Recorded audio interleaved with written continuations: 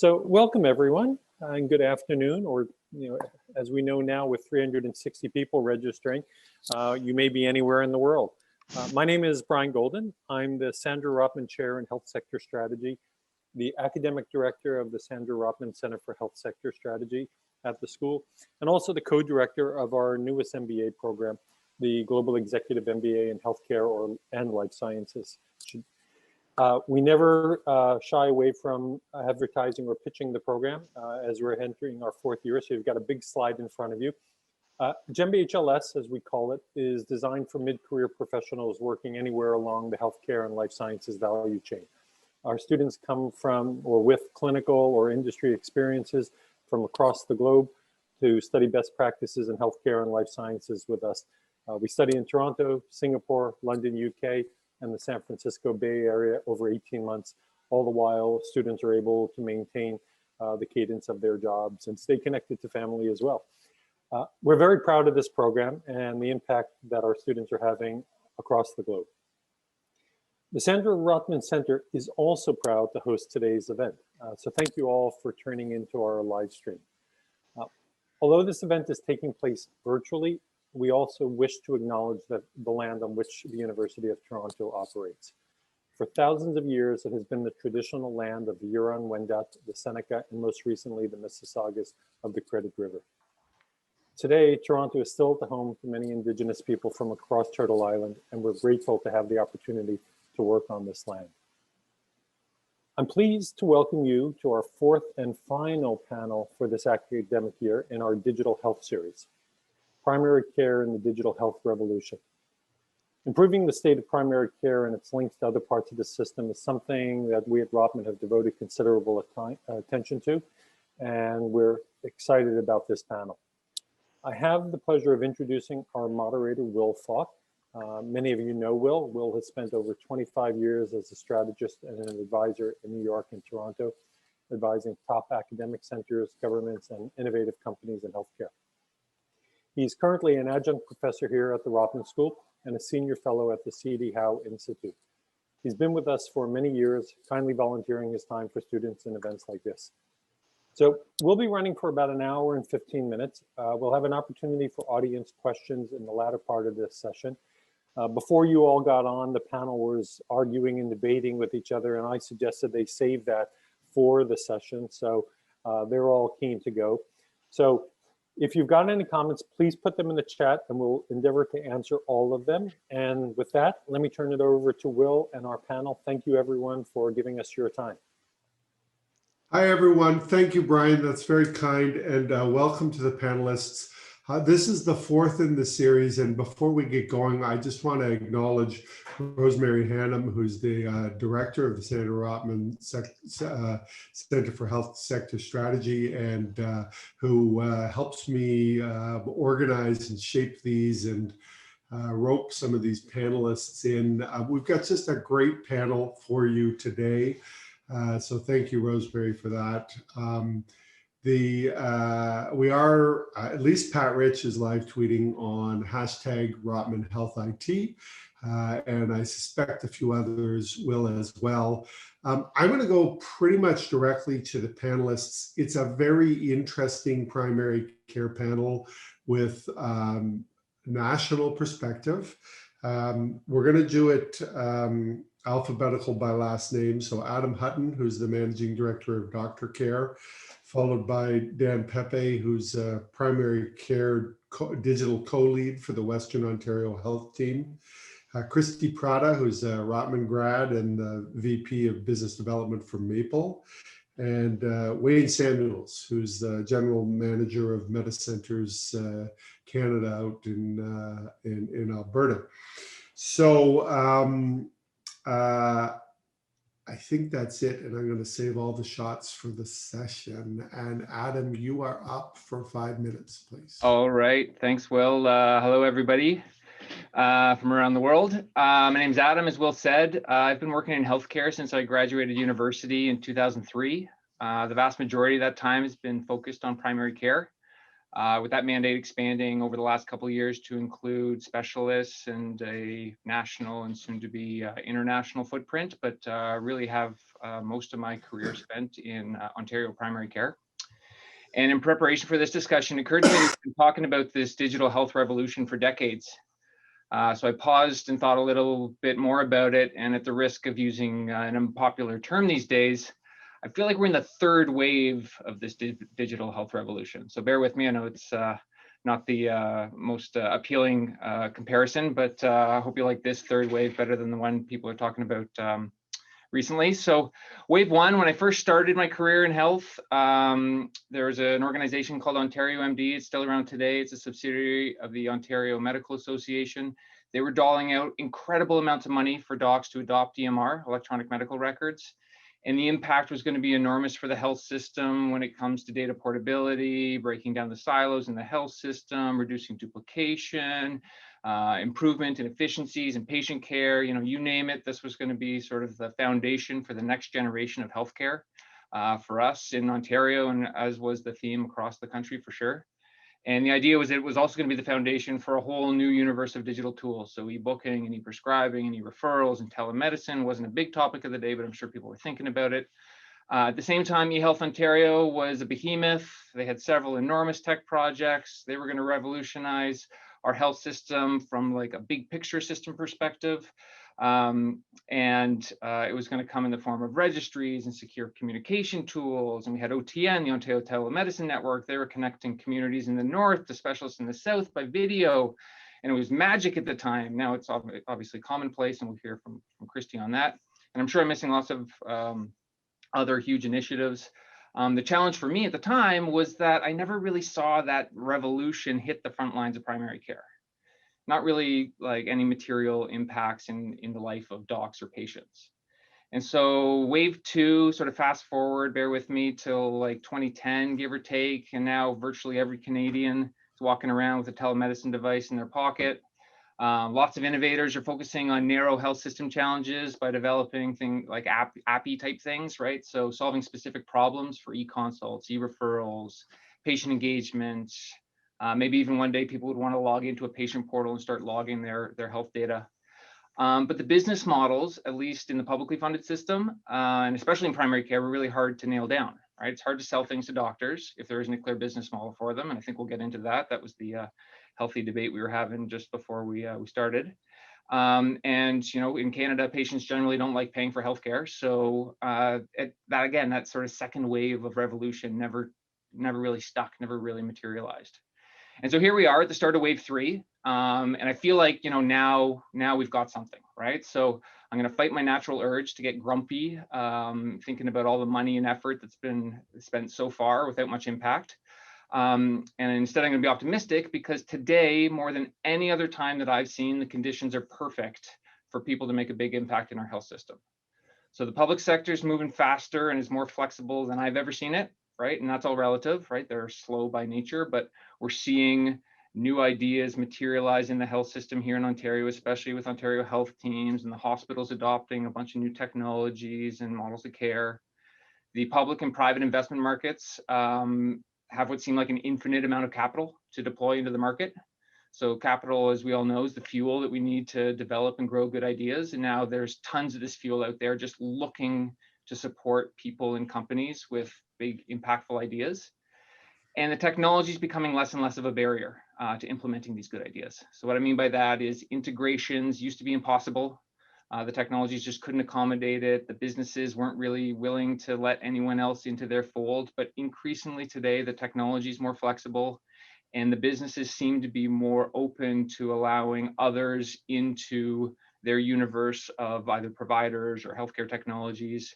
And for the first time, and as long as I can ever remember, we're seeing that sort of integrations are possible. And for me, that makes today one of the most exciting times to be in Canadian healthcare. I gather there's a bunch of students in the audience, and I'm really excited to see what you can accomplish in this sort of like next generation of digital revolution. And Will, I'm probably over my time, but I'm very excited to be here today. So thanks for including me. And I'm pretty sure that come 6 p.m. we will have figured it all out. Yeah, no, Adam, you're right on time, and I appreciate you doing that. And Dan, you get to go next, and please be respectful as well. Absolutely. So I'm kind of, in awe looking at all the participants online, looking at my co-panelists, and I feel kind of humbled because I'm new to the game. So I've been in practice for about 3 years, since 2018. We have about 1,950 patients. I practice out of London, Ontario, and share my practice with my better half. Before the pandemic, we were seeing 25 to 30 people a day in person, dealing with complex medical issues, going through a number of things. When Adam was talking about integrations and lack of integrations, I feel those points of friction every day, multiple times a day. And so I'm acutely aware as a provider and now kind of clinical lead and digital health lead for the Western Ontario Health Team, where those points of friction, but also, points of seamless communication exist. And so my bias is always towards action and how do we move us towards a more integrated and seamless care delivery system. And I think primary care has really shown its ability to kind of lead, especially in the pandemic, because we knew that we had to protect the hospitals. We knew that we could not let COVID-19 come into the hospital. And so I think it's become more clear than ever where primary care's position in the system is. And I would agree with Adam wholeheartedly that we're at a turning point in the system. And I think with some smart students like you thinking into the future, you can shift that innovation, shift the capital, shift the balance to the community. If you look at Israel is really a primary care-led health system, and it's one of the few in the world. And what did they do in the 1950s and 60s is they shifted how they funded things. There was an inflection point where the community was underfunded, and then all of a sudden the community was funded properly. And as a result of that appropriate funding, we saw a dramatic shift in how care was delivered. And so I hope throughout this conversation, we can really highlight the value of effective primary care. And when I see Christy and Wayne and Adam on the call, my head is going, how do we put you together into a bundle or a rundle or something so that we can actually use these tools effectively? And I know Adam talked about integration, so I would love to hear from you guys. How are you integrating on the back end to give us that seamless infrastructure? Because I think a lot of the reasons why primary care has been told that we underperform or don't perform as strong as we could is because we don't have the infrastructure and we've been strongly underfunded. So I would dare anyone to fund the primary care public sector through organized primary care alliances like what we have in London Middlesex. And I looked on the attendance list, we've got all of our practice facilitators from Ontario Health West there. Those are the guys who teach us how to run our business, because we are running, either multi-million-dollar or pseudo, $500,000 or $600,000 a year businesses, and we have no business training. So you have to think about that, and that's another bug that I would put in the ear of the participants. But I think I'll stop there, Will, because I want to hear from Wayne and Christy, and then we can get into it. Sure, for sure. Christy, you're up next, and I think you're going to share your screen, right? So as you're doing that, I'll just say I am also in awe of the audience. There's a whole bunch of folks there who could easily be on this panel with us. So it's great to see all of your familiar faces. Christy. Thank you. I have a couple of slides and I'll be brief, but as a consultant at heart, I couldn't help myself. Pleasure to meet you all. Thanks so much for having me. Always lovely to come back to Rotman and speak. It's hard to believe that it's been 8 years since I was there. I was just reflecting on, what my career has been in healthcare, and I really began my healthcare career coming out of Rotman when I joined KPMG, and my first project at KPMG was a primary healthcare transformation project in Alberta, where I spent about a year and a half going all over the province to small towns in rural Alberta, and spending time in Calgary and Edmonton, really thinking about primary care transformation. And the interesting thing is there's one of the big opportunities that I see with some of the primary care transformation, the digital tools, is truly the ability to unlock some of those concepts that we talked about then in primary care transformation when it was a little bit less digitally enabled. Things like collaborative care teams and practitioners functioning at their full scope of practice and the medical home and data sharing. And what I've seen in my career to date is a drastic transformation of tools being able to actually support that. I think the other theme that we'd be, amiss to talking about or to not talking about is, maybe the elephant in the corner, the pandemic, which obviously has been, very, very challenging for many people across the country in many, many reasons. I like to think that the silver lining is that this has really accelerated the adoption of telemedicine and other digital tools and just the way we work together across the health system. Everyone's been forced to be a bit more scrappy in terms of collaborating, in terms of physicians, upending their practices overnight to be able to shift to digital. And I think the great thing that we've seen out of this is that The CMA actually did a study that evaluated kind of over the course of the pandemic what they've seen, and tons of visits were actually conducted virtually. Obviously, about 70% of visits were conducted virtually in April. About 91% of patients indicated they were satisfied. You know, physicians have a more favorable view of telehealth coming out of it. So we're starting to actually see some momentum to adoption, both on the patient and the provider side. I won't kind of go into detail about our app, but I think the piece here that's important is, you know, as tools and kind of technology and internet bandwidth continues to improve, the ability to shift this into mobile devices actually has improved patient adoption, which I think is the key to maybe why we haven't seen adoption as strongly in the past. Having tools that make it easy for patients to use, as well as easy for physicians to integrate into their practice, is really what's actually fueling this revolution. I want to take a quick moment just to talk a little bit about a great example of a program that we've run recently. At the beginning of the pandemic, we were engaged by the province of Prince Edward Island to implement a program to support unattached patients. You know, most Canadians, depending on the province you're in, Ontario has a very high patient attachment rate, but there's some provinces that really struggle and people don't actually have access to a family doctor. And we really see virtual care as a great way to kind of fill that gap. So what we did in Prince Edward Island is we implemented a program where we onboarded local physicians onto Maple and gave access to the platform to patients on that unaffiliated patient list. We saw over 2,000 patients registered on the platform. 1,400 consultations happened in the first 6 months with local doctors. So the great thing there is we tapped into capacity that existed in the system, and allowed technology allowed us to redistribute that across the country, or sorry, across the province with great ease. And based on the success of this program, it was extended for an additional year. So I think, you know, what we've seen is that COVID has really changed the health landscape for Canadians. Obviously, it's been challenging, but a lot of great things, right? We have more Canadians accessing virtual care than ever before. There's an appetite for shifting funding models. And, you know, as Adam alluded, and I would strongly agree that, you know, addressing physician reimbursement is one piece of this, and there's broader systemic enablers needed to be able to really fuel this transition. But certainly that appetite for funding models for virtual care is the first step. And also we're seeing new stakeholders exploring innovative models, right? Our partnership with Health PEI is one such example. We've partnered with hospitals. We've partnered with employer groups who rolled this out and stepped up to take a role in paying for this for their employees. And then there's also adjacent industries that are thinking about doing more. We work a lot with Shoppers Drug Mart, and they've been doing a lot in the virtual care space. There's other, you know, you see banks and other groups that are thinking about different ways to expand into consumer health and provide a broader value proposition. So I think the real takeaway is the primary care revolution or evolution. It's actually quite far reaching, and it goes far beyond just, you know, physicians and patients. It needs to kind of touch multiple parts of different industries. And we're, you know, really pleased to be a part of helping that growth. So I'll stop there and look forward to more conversation. Super. You guys are all being so great. And I know, Wayne, you'll follow in the steps. So without further ado, Wayne Samuels. Thanks. This means I get everybody else's time they didn't use, right? Yeah, no, it doesn't mean that. Just keep going, boy. Let's go.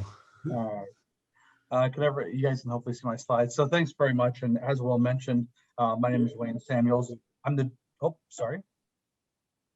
general manager of MetaCenters Canada, which is a group of clinics that's based pretty much across the country here. So for those of you that aren't from Alberta, here's a little bit about us. So we were recently purchased by Elna Medical, which is a clinic operations chain based out of Quebec. And now with Elna, we have 54 clinics across Canada, spanning from Alberta, where MetaCenters was founded, Saskatchewan, where we just provide occupational health, but then Manitoba, Ontario, and Quebec, where we provide some versions of primary and specialty care across the country. We are now the largest operator of medical clinics in Canada. And the reason we can say that versus some of the brands you might know, such as Jack Nathan Health or Primacy, which are associated with Walmart and Weston, respectively, they actually just sort of, you know, facilitate the clinics for physicians, but don't actually own and operate the clinics, which is something that we actually do. So we provide physicians with everything that they need. Dan, you were talking about, you know, having people teach you the business of healthcare. We actually take care of that on behalf of our physicians.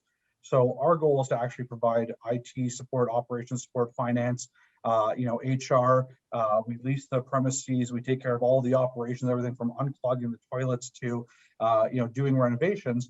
The goal is that allow physicians to actually provide care and focus on what they went to school for, which is providing care to patients. We also provide medical support in most of our clinics, so nurses or clinical aides, which is really designed to allow physicians to practice at the top of their clinic and maximize the time that they are spending with patients. We as MediCenters Elna don't actually provide care. Physicians don't work for us. They're not our employees. They are physicians. We're simply providing the infrastructure for them to operate and provide that care. So the question today was really around what is transformation and how is digital health helping to transform primary care? I think to get to that, you really need to break down and think about the elements of primary care that are critical from the patient point of view. As always in healthcare, we choose to start with quality. Now, quality in primary care, of course, means something very different than it means in hospitals or surgery, where there may be more objective measures. Absolutely, quality means the quality of medical care that patients receive, especially for patients with chronic conditions who have ongoing monitoring and require that sort of comprehensive care. But when you actually break it down and speak to patients, you find that it brings in, a number of more elements. Patient experience is actually something that's critical for patients in primary care, and a big way that they actually will talk about quality. So their experience with the staff, for example, the quality of the facilities in the clinic itself, and of course the interactions with the physicians, as well as any follow-ups. They also really rely on primary care for navigation. So how can you help me get to the people or things that I need for the next stage of my care? Obviously, how can you diagnose what my challenge may be, but then how do you get me to that next step in the healthcare system? So that can be specialists, it can be allied health, it can be prescriptions, it can be diagnoses, labs, those kinds of things. All of those things are key parts of quality, along with a number of other pieces that you would come to expect. Now, the challenge is that we know that there's many studies about this, both virtual and in person. We know that quality is dramatically impacted by the relationship that exists between the patient and their care team. We know that comprehensive longitudinal care provided to a patient in whatever modality you use provides better care and leads to better outcomes. The question is how do you actually provide that at scale? Primary care is incredibly fragmented. So even though we're the largest provider of, the largest operator of clinics in Canada, our 54 clinics are a drop in the bucket because there's something like 30,000 clinics that exist in this marketplace. So how can you actually scale this and actually provide this in a way that you're scaling that while taking into account the other thing that patients really care about in primary care, which is access. And that's often where you hit your wall. Access in primary care is very important to most subsets of patients, whether they be chronic or acute patients. Especially given the world in which we live in, patients want access to care when they want it, how they want it. And if you can't provide it as the care team with that relationship, patients will often go elsewhere. And that's, that's Christy's business, and that's the virtual care and the virtual EDs we've seen and all those elements. But how do you provide it outside of having, Dan work 24/7 and give up time with his family and his personal time to respond to emails and be available to his patients at all hours? That's not something that you can actually scale and actually expect from everybody. There are definitely physicians who do that and provide that kind of care. So the question is how do we use technology to actually scale that by redefining what a team is and redefining the way that patients receive and actually get benefits from their primary care? What we do at MediCenters, and right now we're just running this model in Alberta, but the goal is to actually spread it across the country to all the markets in which we operate, is we try to create these concentric circles of care and make sure that they're all linked for the patient and they're there when available. The key to doing this, though, is the technology. So in Alberta, across 26 of our clinics, we run a single instance of an EMR. Now, what that means, we have appropriate privacy controls and monitoring in place, but what that effectively means is that any patient can go to any MediCenters, and any physician working in any MediCenters, and now that includes, of course, our physical clinics or our virtual clinics, can actually access that patient's records. So if a patient needs care at any time in which we're open, they can now find care in person if they can reach our clinics or virtually. Now, that care may not be with their lead physician as you have here at the center of the model, but it is with somebody who has full access to their record if needed. And so what we try to do is we try to cascade those interactions. The patients and caregivers are at the center and they're connected to the lead physician and their care team. Outside of that, if that physician's not available, we often look for a solution within the clinic, the physical clinic, where the physicians know each other. But our entire team, so 220 physicians, 250 staff in Alberta, are all part of that broader team to help fill in that space of care. So what we're trying to do is we're trying to use that technology, that common record. We're trying to use all of our virtual tools, which means that patients can actually receive that care in the way that they need when they want it. They can come in person, have a visit, and have a follow-up either with their physician or a different physician, say somebody who catches their lab, because they all go to a central and we have a list and physicians check it to cover each other off. Or as part of the pandemic, what we're now seeing is we actually have a virtual walk-in where a patient can come in and have a virtual visit with a physician in Alberta. And if that physician then determines they need to see somebody in person, can actually refer them, if that patient lives in Calgary or Edmonton, to the closest medicenters. And it's not just a blind referral. We can actually, our staff will make an appointment for that patient at the clinic and will ensure that the staff of the physician seeing that patient have access to the notes and the record of the virtual visit, so that new doctor is picking up where the previous doctor left off. Again, nothing is perfect here, but we're looking for ways to fill this gap to deal with attached, unattached patients, but realistically to change what patients expect and what they get from primary care. We are going to stand for nothing less than that, because we believe that we should move this forward. Patients want better and deserve better. And we believe through this technology-driven model, we're going to be able to provide better outcomes via longitudinal relationships, connected care, but also use that technology because we centralize referrals so we know the networks, we can get people better access to secondary care. We believe we can provide that better access and therefore make sure that there is some attachment there to the care team you're seeing when you need it. And hopefully, lessen the need for things like the virtual EDs and other things that have popped up these days. But most importantly, provide a better experience by meeting those patients where they are and providing them care in the way that they want. Aren't those Christie's virtual EDs that you just took a swipe at in passing? Okay, I'm going to come back to that. I'm going to come back to that. I'm going to come back to walk-ins, but I want to ask one question because no one said it. And to me, it's been the biggest surprise of the whole goddamn pandemic. Adam, you spent 2 years trying to figure out video visits over at OTN. And here we are, the pandemic hits, 72% virtual care, and it's the telephone. Okay, so like 20 to 1, it's the telephone in Canada. 100 to 1, it's the telephone in the UK. What the heck happened? Is that virtual care? And where does the phone fit? Sure, yeah. So it's definitely the default for the run-of-the-mill community family practice. I think the example probably paints the picture best. So at Wayne's clinics, right? Wayne's the boss. Wayne gets to say, hey, everyone, we do virtual care now. And what does that mean? That means every time a patient calls, we're going to collect an email address, and every waiting room is going to be outfitted with a video-enabled device. We're going to make sure that the internet connectivity can support us all and all those types of things. So Wayne gets to push top down all of the needs for virtual care to come online. And maybe that takes a day or a week or a month or a year, whatever the case may be. But think about your, GP in a strip mall in pick your town, Ontario.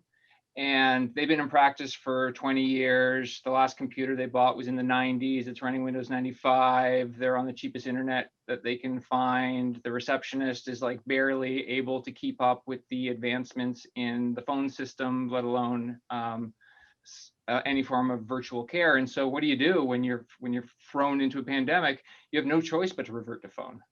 So obviously those are two very extreme experiences, but I think what we've seen is the path of least resistance in the run-of-the-mill primary care clinic is to the telephone. Christy, are you using the phone in some of your stuff as well, or is it all video? It's a mix. It's actually predominantly text message. So our consults begin in text message, and it can be converted to video or phone from there. Because for us, it's key that it's attached to a patient and a patient record that's generated out of it. And we find actually about 60% of the visits stay in instant message. About 40% will go to, video or phone. Just to comment more broadly on phone, I agree with everything Adam said. I think the other piece around removing barriers is the cost, right? If you're asking that, random physician in so-and-so retail location, implementing technology also isn't free, right? So if you're asking them to use their billable time at a different, maybe billable rate, and then they have to pay for the technology, of course, they're going to pick up the phone. So I think it speaks to the enablers that we need to work with government on, is it's more than just physician reimbursement to facilitate a transition to virtual. It's funding for technology infrastructure and finding the right enablers, including clinical workflows and, handoffs and kind of transitions between, virtual care providers and EMRs, and making that integration easier. But I think the big piece that I would add to that is the infrastructure funding, right? Technology is not free. So I think that's the other driver of people just picking up the phone. Sorry, Will, can I Okay, actually think that I can't go through. Go ahead.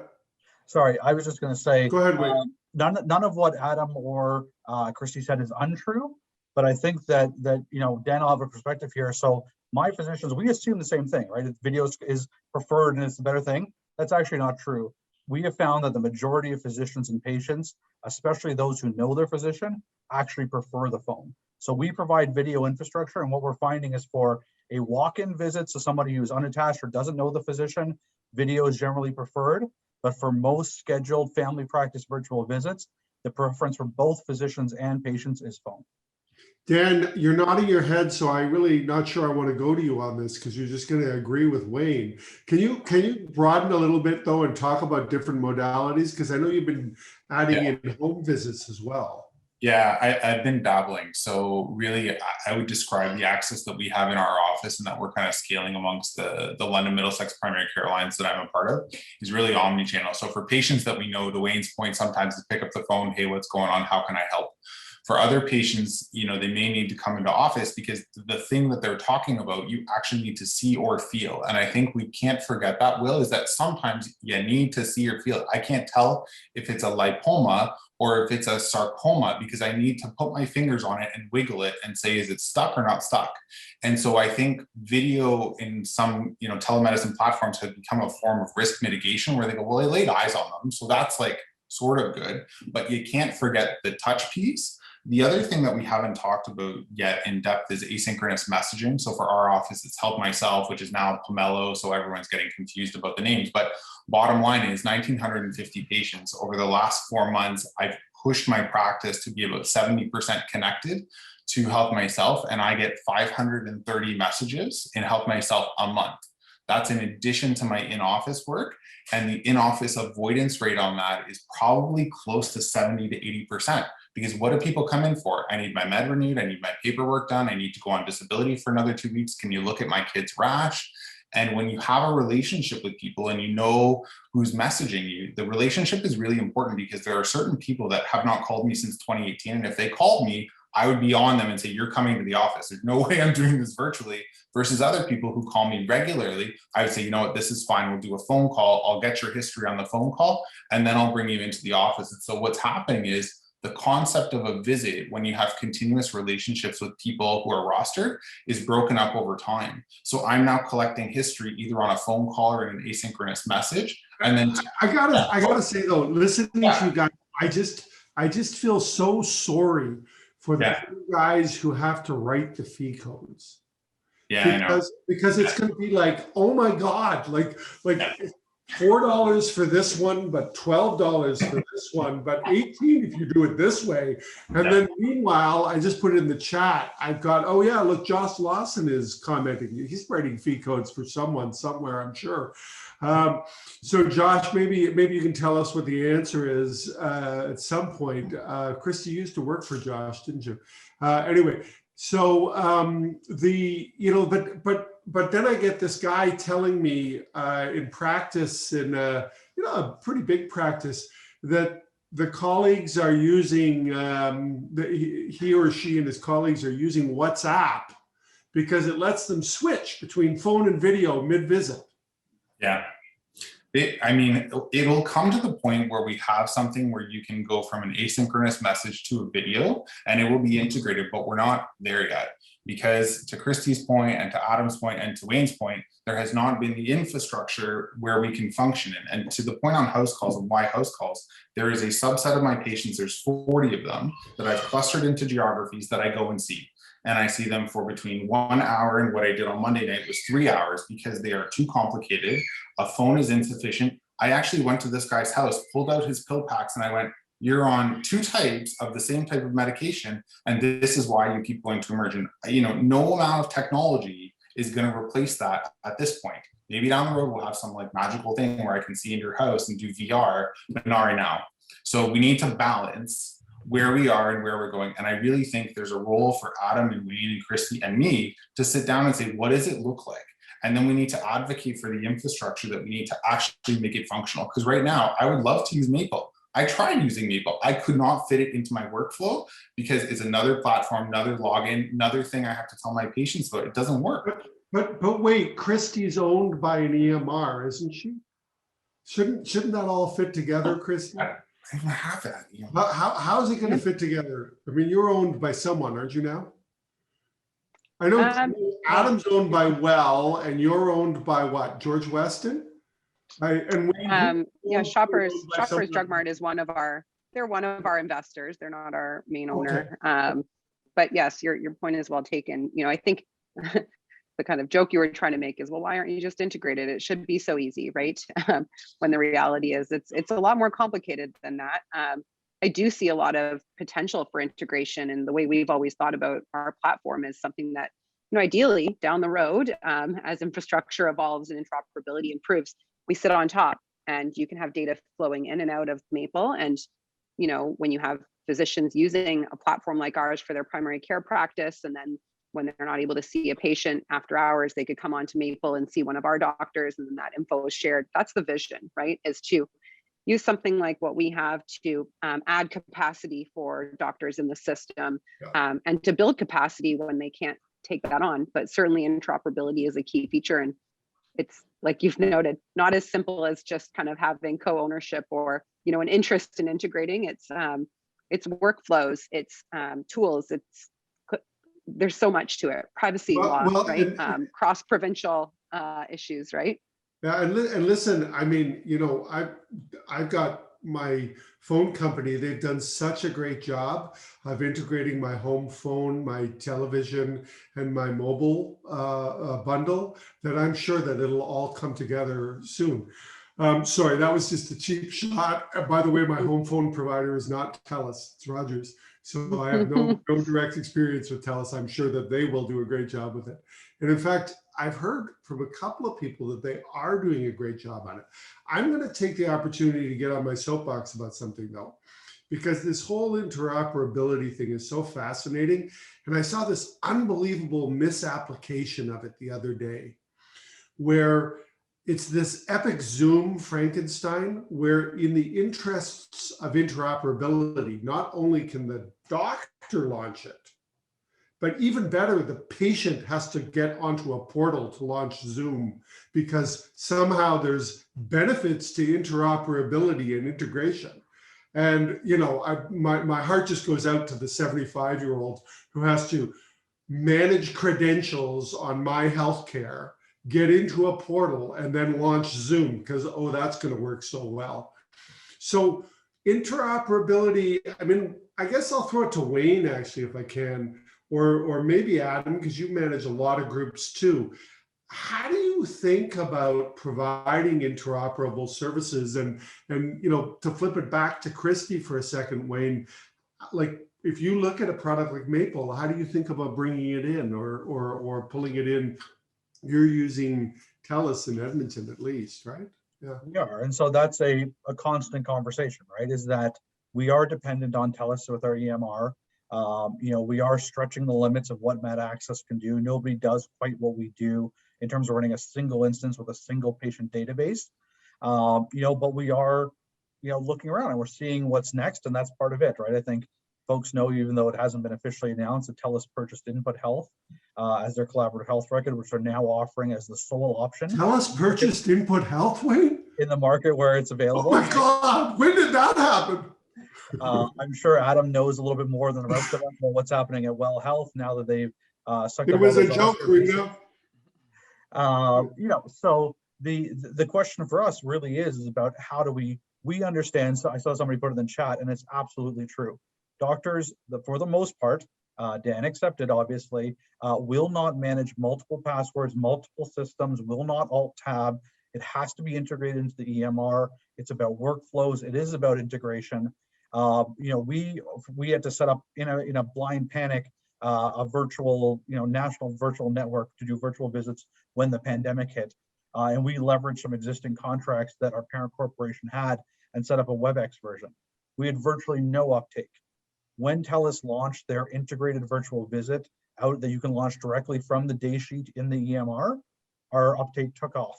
Again, where appropriate, people still use phone a lot, but that integration, being able to launch it as a physician directly from your EMR on your desktop or at home is critical because it integrates through, it's part of your schedule, and you don't have to flip it. Adam, speak for the Oscar platform and tell us how you guys are going to solve this. Sure, and I think like in my opening comments, I tried to share some optimism about how this is in progress and is coming, because I think for the first time ever, we're seeing the big EMR vendors, which are now these like multi-billion-dollar, maybe trillion-dollar organizations in some cases, have an eye to a future path where integration and interoperability is a real thing, right? It's not the dogfight in the trenches to get that one incremental EMR customer.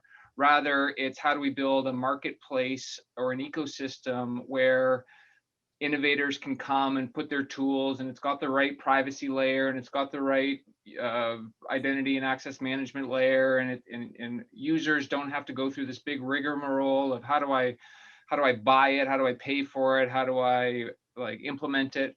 Rather, and so I can speak to the Well Health example with their apps.health marketplace, which is kind of cool. If you go to apps.health, you can check it out. And that is starting to build a pretty reasonable list of curated apps that can integrate into the Oscar platform. And so I think increasingly we'll see the functionality of those apps expand.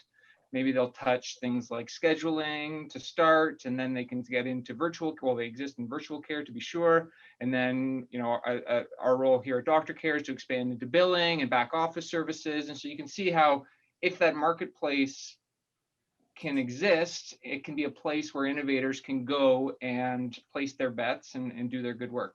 So Dan, let me put you on the spot. How do you feel about all of these corporate interests bringing all of this management talent and all of this money to help you? Because, it's like, we're here from corporate Canada and we're here to help. Yeah, it's an interesting question, Will, because never has there been the focus on primary care that there has been, right? I think everyone sees the fragmentation and disorganization and lack of kind of clinical leadership excellence as an opportunity to go and say, we're going to go make a quick buck. We're going to help you with your billing. We're going to facilitate your office. We're going to unplug your toilets. We are going to make your life better, because everyone knows that we're not trained to have a business mindset. And that's a risk.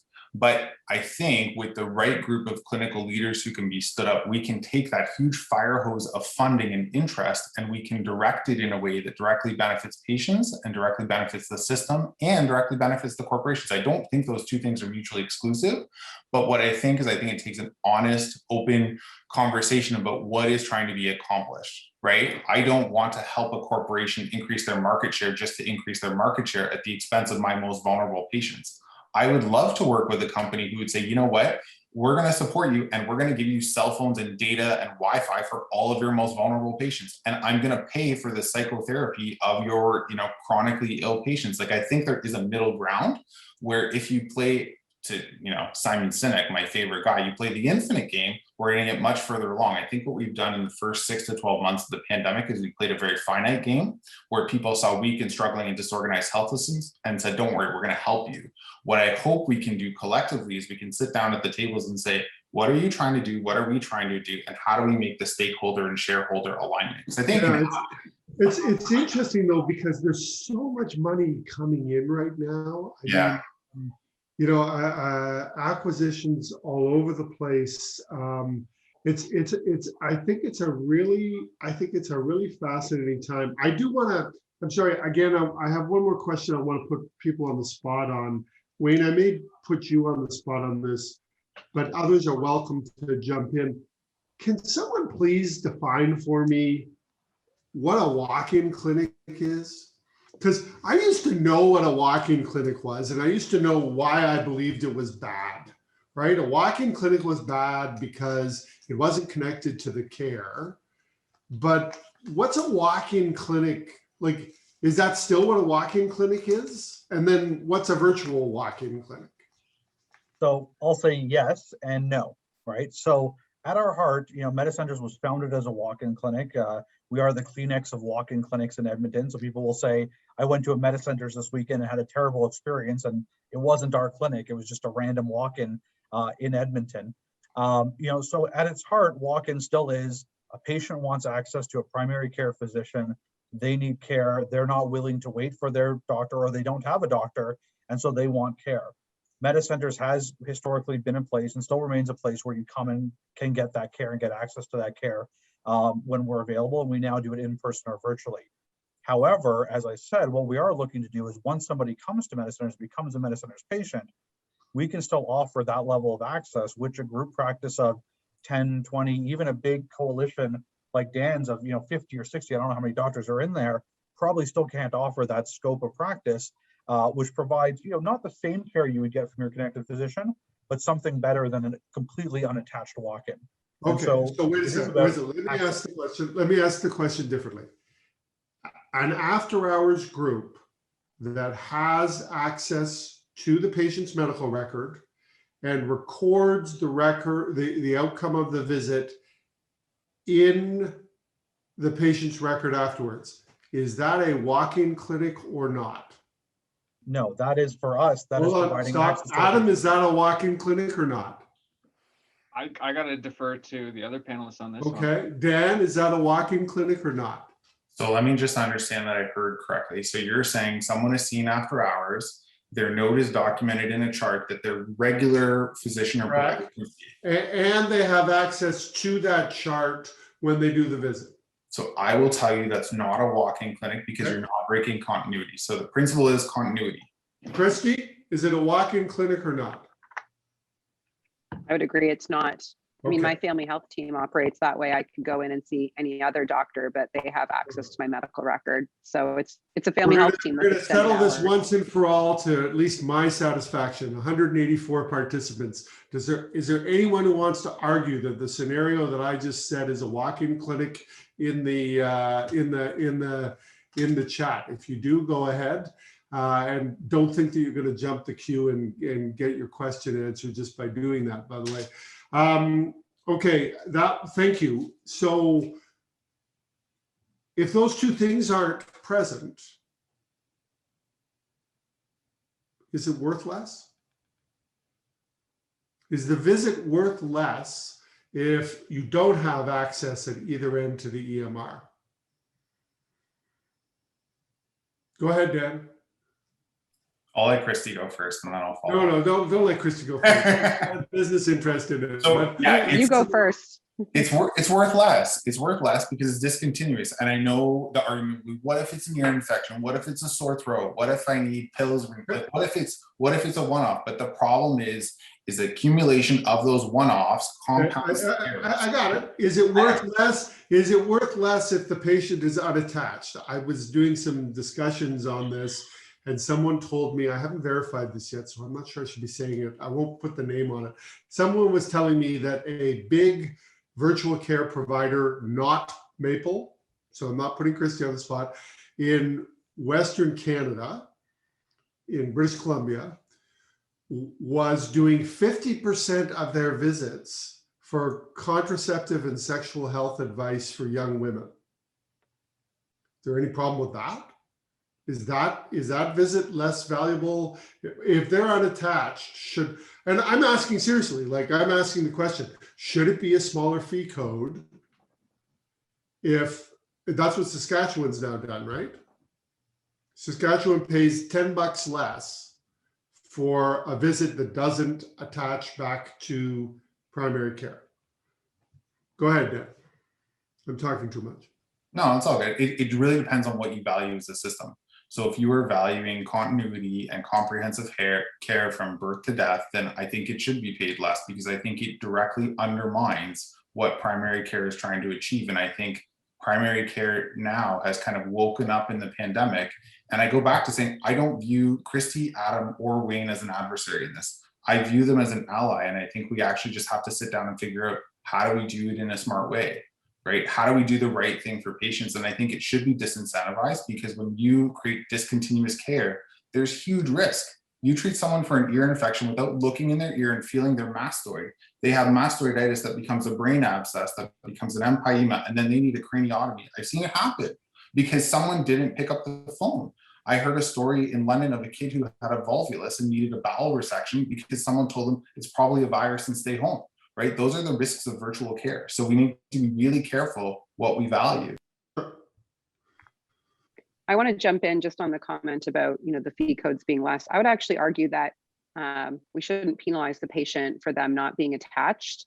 And you also don't want to de-incentivize the physician from spending the appropriate amount of time with the patient. If the patient and the physician have a relationship, feasibly it should be a little bit less time needing to dig into medical records and background, whereas that physician at the walk-in probably needs to do more investigation. And if they're properly doing their job, it'll be a longer discussion of symptoms and medical history. So I would actually argue it should be at least the same, if not more. I certainly, recognize that the challenge on the physician side as well. I think the key is what's made this so challenging is you have to think about the doctors and you have to think about the patients, and incentives need to be aligned, and they aren't always with these situations. And I think that's why it's so hard. You need to make it such that it's incentivizing for doctors to have panels of patients that they're managing. And I think the argument was brought up earlier. Doctors don't become doctors to be business people and to run their own businesses. Yet we ask them to do that. And on the flip side, why do patients have to get penalized, for a doctor being a part of one thing or not being a part of another? So I think it's a complicated discussion, and there's no right answer. That's just my 2 cents on that.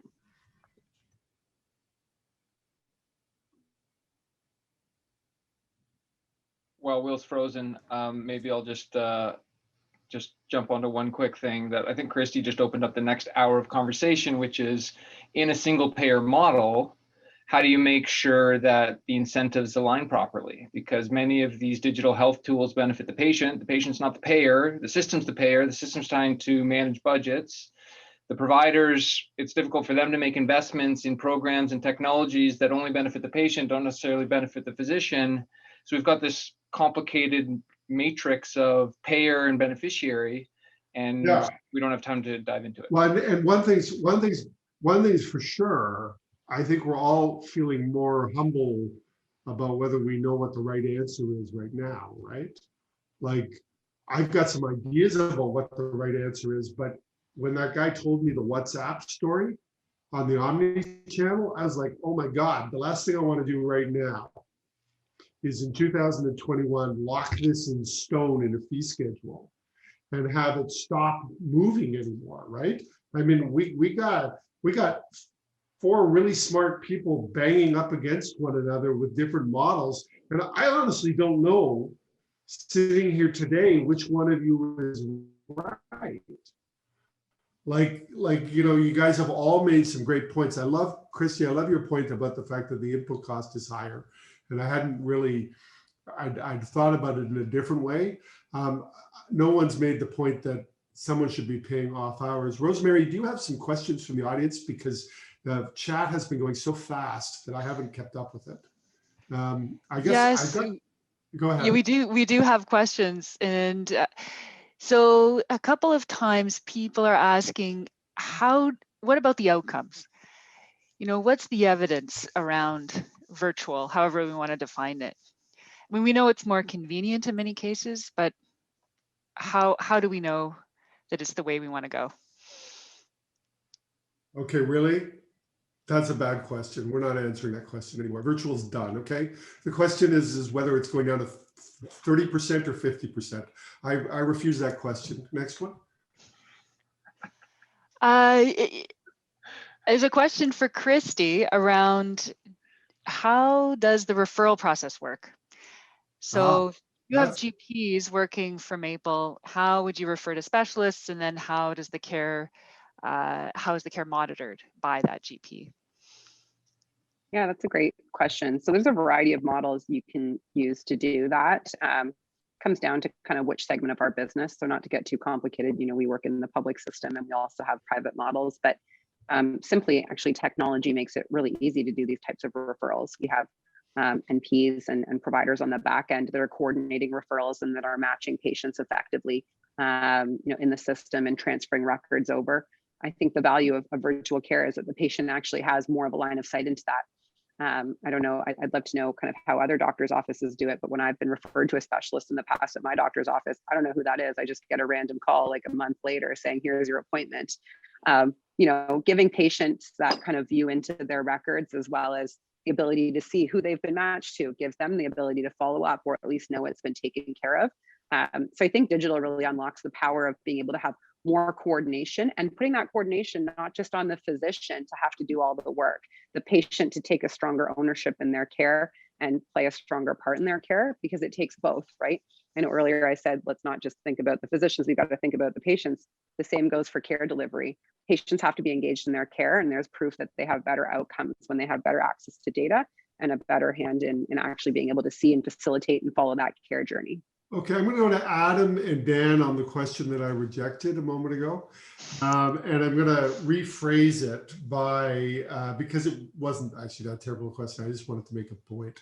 But Adam, you're like a master of the complex chronic condition codes, right? Like if in a fee-for-service world, how do you bridge the gap to make it worthwhile to do a multimodal chronic care patient panel management? Like when you look at it for your FO and other clients, how do you think about it?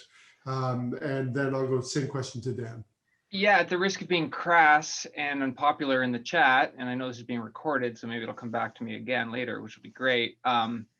Like there has to be a business model to support it, right? So if you're going to implement programs in your practice, you have to have an underlying business model. And I know we've said doctors aren't business people by nature and all these types of things, but like at the end of the day, they're there to make money. They need to make money. The practice needs to be solvent at minimum, thriving ideally. And if the virtual visits are too complicated, or if they take too long, or if they aren't coordinated well, or if patients don't show up and there's no virtual waiting room, or it's hard to get them booked, or my internet keeps crapping out, or the business model erodes quickly, because ultimately we need healthy businesses that operate well. The same way that if I was running my business and every other meeting we held like crashed and burned, we'd do something about it, or we'd fix it, or we'd find a better way. So, to not really answer your question, I think the underlying business model is the important input, because if you can't create a healthy, thriving business case to do these types of things, then they just won't happen. Okay, Dan? So Will, your question is about how do we have primary care support and provide complex care to patients, or I don't quite. So I'm asking the fee-for-service organization question. How do you organize your practice if we want to do complex continuing care? And yeah, I actually want to bridge you guys over to value-based payments as well. Yeah.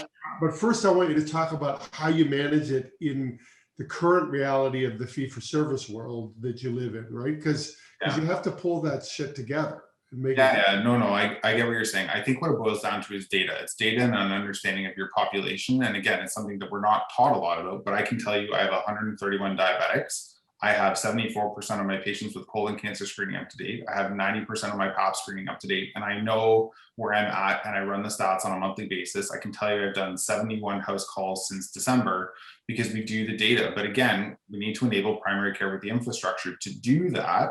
And then when primary care can present that data to the OHTs and then to Ontario Health at large, they're going to go, oh my God, we've got this actually like reasonably functioning engine. And when there's not a great functioning engine, you can actually deploy practice facilitation and say, why? Why is there a squeaky wheel? Why is the tire falling off? But it's truthfully, I think it's data and data management, because you need to understand that. But the data is only as good as your knowledge of the patients. You can know that you have 121 patients, but if you don't understand those people at an individual level, the data is less useful. So does anyone want to tackle block fees? Some kind of secure messaging, basic phone access block fee? Does anyone think that's where we should go? Yeah, go ahead, Wayne. I do, only because, I think doing fee for service for messaging is challenging. It's easy to then sort of ramp that up when I think about, the need to just send a mass message, for example, right? Like I can't bill Alberta. I mean, obviously you can't do that now anyways, because there's only some fee codes for secure messaging in Alberta, but you don't want physicians just basically sending a 3-word text and billing the same amount as, a 15-minute email that's a complex answer to a complex question, right? So if you're not going to do it per unit, which is kind of how fee for service goes, I think you have to do it per time. So Alberta, although they're going through some changes right now to their fee codes, primary care was very much a time-based system. There was a code for up to 15 minutes, but they had modifiers, which are now being unfortunately pulled back, which allowed you to provide that complex care to patients that actually required more than the 15-minute or less appointment. And that allowed doctors to practice whether they wanted to see, on a sort of instant access basis, see a large number of patients, or physicians who want to practice for a long time without being hugely disadvantaged. So I think that time-based piece, because you can ask the questions about outcomes-based care, but unless you're going to create a huge risk premium like they did when they created the accountable care organizations in the US to start, why would any doctor sign up for that when you can have two 55-year-old diabetics with A1C of 8.5%, but who are wildly different? You can't, like you said, unless Josh is going to solve some sort of fee code for it, it's almost impossible to actually value that in primary care versus, say, knee surgery, right? Well, So, I think we can all agree that Josh Lawson is the person who's going to solve it if anyone does. But aside from Josh answering it, by the way, he did say that the answer was a $42 fee code, which I assume is for Alberta, Wayne, which I think you'd be happy with. yeah, well, not anymore, but yeah. I'm really just pulling Josh's chain because he was, of course, making a Hitchhiker's Guide to the Galaxy reference and saying that the answer was 42. But, and for the people in the chat who are pointing out that fee-for-service medicine is a bad thing, I guarantee you on behalf of the 6 people on the screen that we all know that and all agree with you that fee-for-service has a lot of problems with it. The question is how we manage within that. And that's why I was checking, because I do think that there is something in kind of a basic block fee moving towards capitation that could simplify some stuff. Doesn't that just pass the buck though? Doesn't just that let the respective ministries off the hook for paying for these things and figuring it out back to the patient? Maybe, but paying $7 a text message doesn't strike me as obviously great either. I don't know. I mean, a very wise man who I worked for, Ted Marmer, who was my mentor down in New Haven, used to say that there is no best practice in reimbursement. Reimbursement always changes and all systems get stale. So you kind of have to move them forward and you shouldn't think of it as a best practice situation. Dan, you wanted in, go ahead. I think I just wanted to make a comment to Adam's point of you kind of let people abdicate their responsibility. And I really do think some sort of blended capitation is where we need to go so that people can have that. But I think what it requires is a sector level accountability. So you say to the family doctors that I said to Wayne, we've got 550, we've got 550 family docs in London Middlesex. The goal should be 0% unattachment. And here's the accountabilities. But until we get to that level, we won't be able to do it. But what does that require?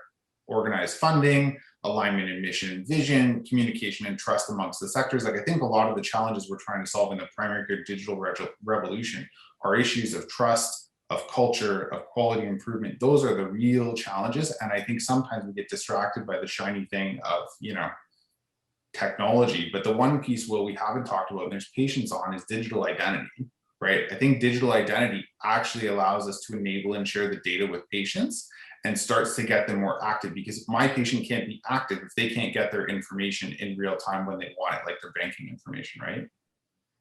Yeah, no, I agree. Hey, listen, you guys can take this question wherever you want, but can you just go over again? I mean, are there jobs for kids in primary care? Sorry, jobs for kids. I shouldn't say it that way. That's an inside joke that a group of my friends have. But are there jobs for serious graduates coming out of MBA programs in primary care? And where should they be going? Adam, you're shaking your head. Where? Well, go ahead. Yeah, the answer is hell yeah. And there's every type of job. The public sector has all sorts of new roles doing new important things, more than they ever have, which is a path that appeals to some, not to me personally. There's the entrepreneurial route, which is like a little bit more up my alley, where we need to solve some real problems, right? We don't yet have like broad scale adoption of a lot of these technologies. We've talked a lot about video today, but we don't have e-booking, e-prescribing, secure messaging, like, you know, whatever that list is. Dan, you probably know the list better than I do. So there's lots of room to go and build those and get some early adoption and get some funding from these huge publicly traded and private investors that are looking for opportunities to invest and see big returns on those investments. And then, you know, right down to the sort of like the grassroots. So, you know, Wayne, you guys are leading the charge in the managed clinics space, but, you know, MCI's got momentum. They're growing, recently going public. You know, Apple Tree continues to grow from what I gather. So we're seeing momentum in these sort of like companies that didn't really exist before. Before, if you wanted to be in healthcare, you kind of had to work at a pharmacy or an EMR company. So there's a lot of bricks and clicks models coming in. Yeah. Yeah, and bricks and clicks have scale to employ. Are you employing, Wayne? We are, but what I'll say is, and I say this with the greatest respect as a former, you know, lifelong consultant, you know, there's not jobs, I don't believe, at least on my side of the business, for people, you know, who want to create pretty pictures and create strategies. And again, I say that as an ex-strategy consultant. Right? Like, if you want to come in, we need people who can get things done, who are going to like actually drive these things forward.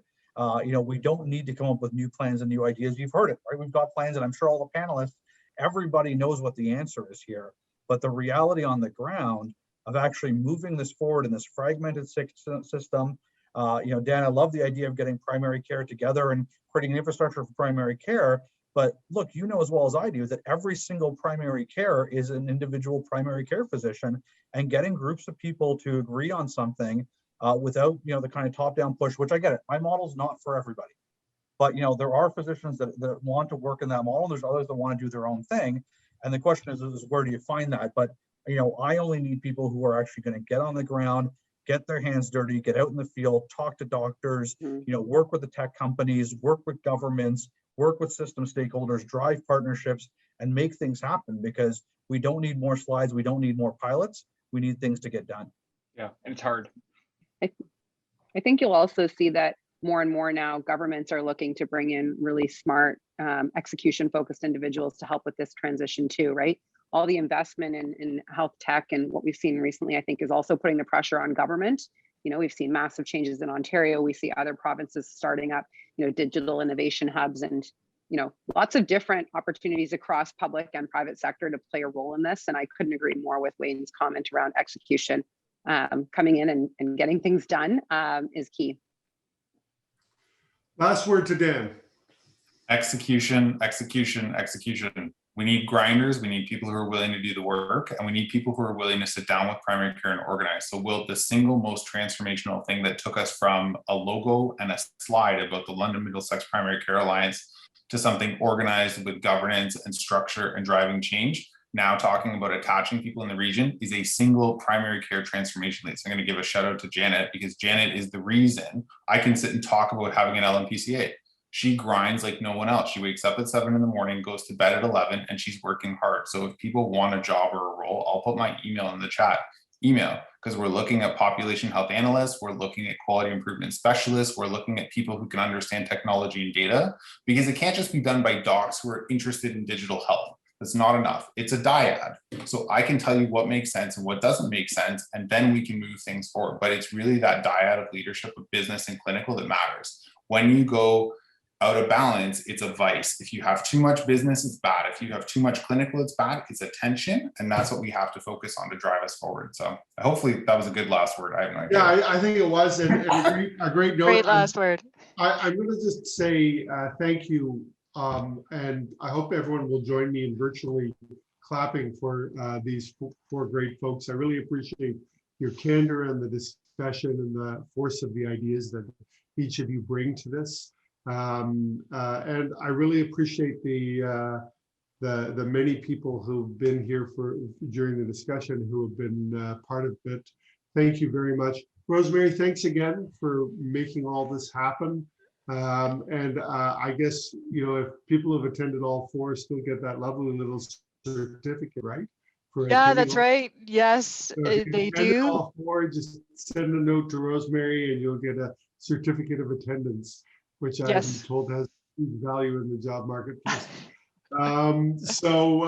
Thank you guys. And last one of the series for this year. We'll see you guys again next year, and keep those cards and letters coming.